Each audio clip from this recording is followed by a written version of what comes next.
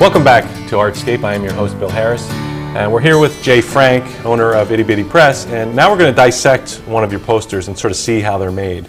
Okay, so somebody approaches you and they say, look, I'm doing, in this case, we're doing FA's 100th anniversary show. 100th show, not 100th anniversary show. And they give you the idea for the poster. Now, how do you start? Where do you go from there?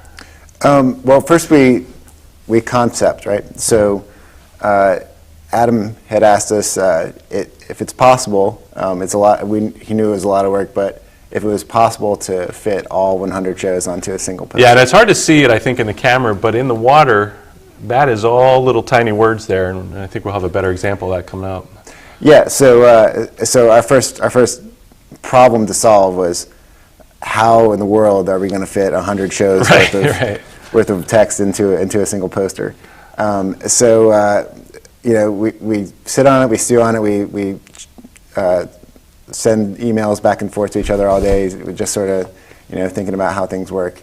And usually how this ultimately happens is we'll pull some nugget from life. One of us will say something that we just find hilarious, and we'll say, you know, that's going to be one of our next posters. And what was this? We were in our kitchen, and Bree made some joke about it was raining epically that day, and Bree made some joke about you know, the last unicorns dying in Noah's Ark. So that's sort of where the concept for this came from. It seemed to fit the event. It's supposed to be, you know, an epic, legendary event. Right. You know, what's more epic than the way the unicorns died? Right. So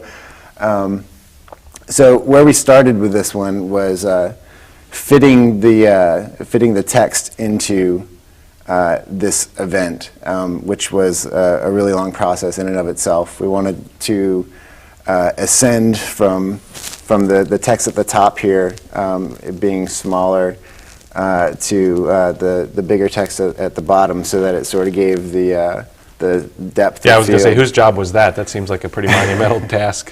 Yeah, that was Bree's task, we started by laying it out in the computer and just sort of sizing it, and, you know, making sure it all fit, and then from there she started. So now this is all in pencil, or you're just hand drawing it out? Yeah, so it's the text was done on the computer at first, and then after that and we'll show you this. Now, what would you call this? This is our keyline drawing. Okay. So this is sort of it would be a fine drawing in and of itself, but this is what we print at the end to sort of make everything complete. Okay. We start with this drawing because everything else, every other screen that gets printed, is based on this drawing. Okay. So these are the little keys here, right? This is what you use to line it up? Yep, this is what we use to line it up. Okay, I see little dots here on the corners. Yep, and we just cut those out and tape them on after we've got our drawing. So now we do that one. Well, I was just going to show you this one, because this one actually I think has a better version of the words, right? I think you can see the words. Yep. This is what you were talking about. You hand drew, this was 100th shows, and each show is on here. Yep, that was. You know what's amazing is this, as an artist, I know how difficult this would have been, getting it to end right at the end. Yeah, that's exactly why we started doing the text in the computer in the first place. Right. It was already a monumental task in the computer. It was, I think, it probably took Bree about a day to get it to end right there.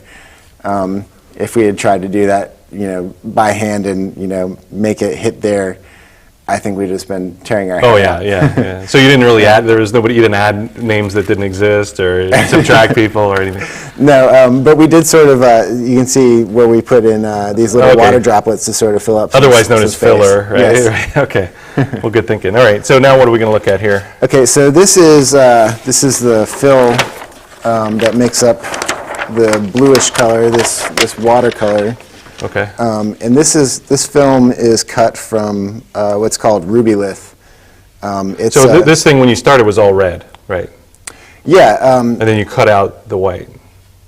Yes. So it's a 2-ply film, and so anything that's clear when we go to expose our screen, light's going to hit the emulsion and cause that to harden. Anything that's red is UV blocking. Okay. So light will not hit the emulsion and it'll stay soft. And when we Gotcha. go to wash out the screen, anywhere that's red will wash out, and then later when we go to print, it'll allow the ink to pass through.